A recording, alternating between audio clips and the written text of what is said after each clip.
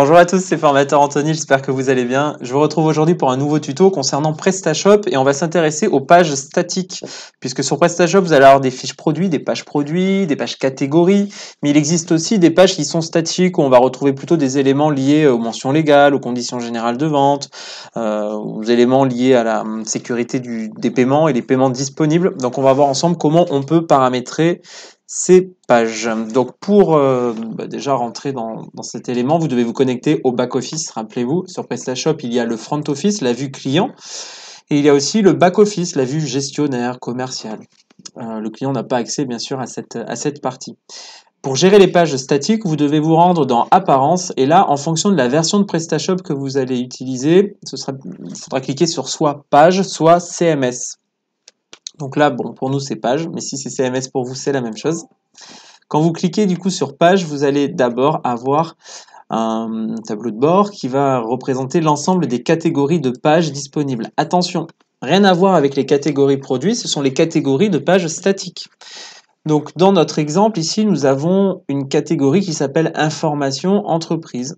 Quand je clique dessus, je vais pouvoir accéder à des sous-catégories. Et donc, je peux recréer en fait une véritable arborescence par rapport à la gestion des catégories. Alors, à quoi ça sert les catégories?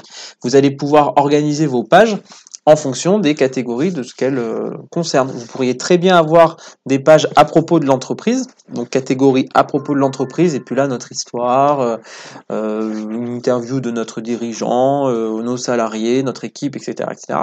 Vous pouvez avoir une catégorie de page avec les informations légales, donc les mentions légales, les conditions générales de vente, la politique de retour produit, le SAV, la page de paiement, enfin de gestion des moyens de paiement.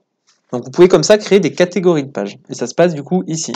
Si jamais vous voulez créer une nouvelle catégorie, si vous avez le bouton « Ajouter une nouvelle catégorie de page », quand vous cliquez dessus, on vous demande le nom de votre catégorie, savoir si on va l'afficher ou pas. Bon, c'est mieux, du coup. Est-ce qu'il y a une catégorie parente? Donc là, pour créer des catégories de pages statiques et des sous-catégories de pages statiques. La description de la catégorie en question. La balise titre et la balise métadescription. Donc ça, c'est pour, du coup, le référencement naturel. On va essayer de l'optimiser au maximum, donc par rapport au moteur de recherche. Les méta-mots-clés, donc les mots-clés qui seront utilisés pour retrouver votre catégorie de page sur le moteur de recherche. Et l'URL simplifié qui sera créé automatiquement avec votre catégorie. À propos, à propos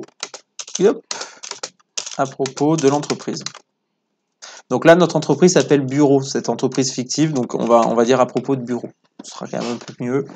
Et vous voyez qu'ici, l'URL simplifié a été créé automatiquement.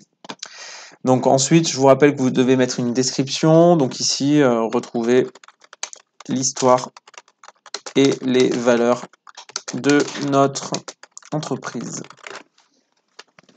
La balise titre, pour essayer d'optimiser, on peut appeler donc bureau, valeurs, nos valeurs.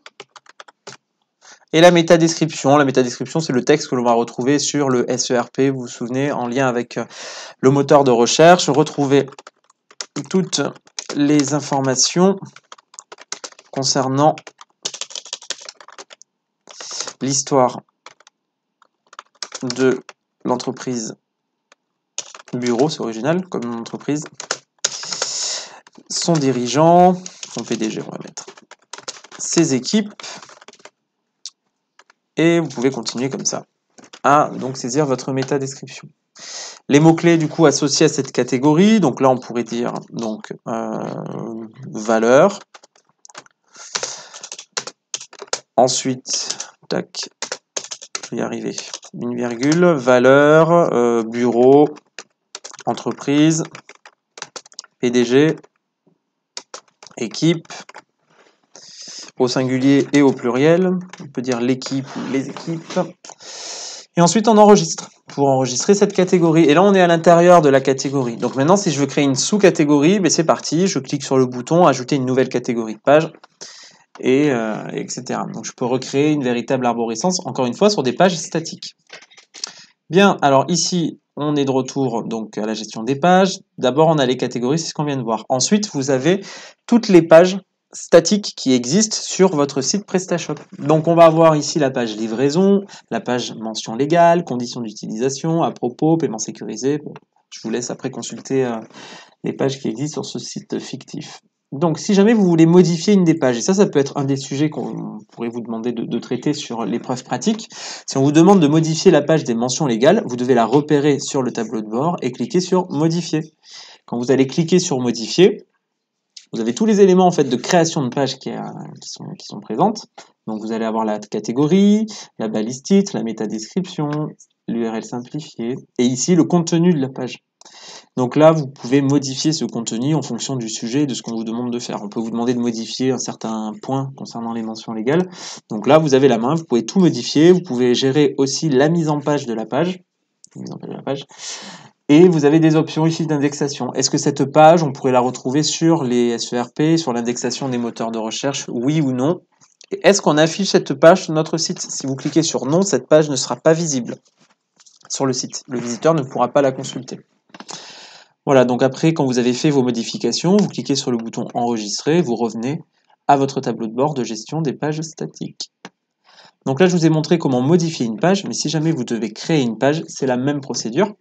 Tout en haut, vous avez les boutons d'action, donc vous pouvez rajouter une catégorie, et juste à côté, vous pouvez rajouter une page. Quand vous cliquez sur Ajouter une page, ici, on va vous demander du coup la balise titre, donc le titre de votre page, la métadescription, les mots-clés que vous allez utiliser, l'URL simplifiée qui sera créée automatiquement avec la balise titre. Donc si j'appelle ma page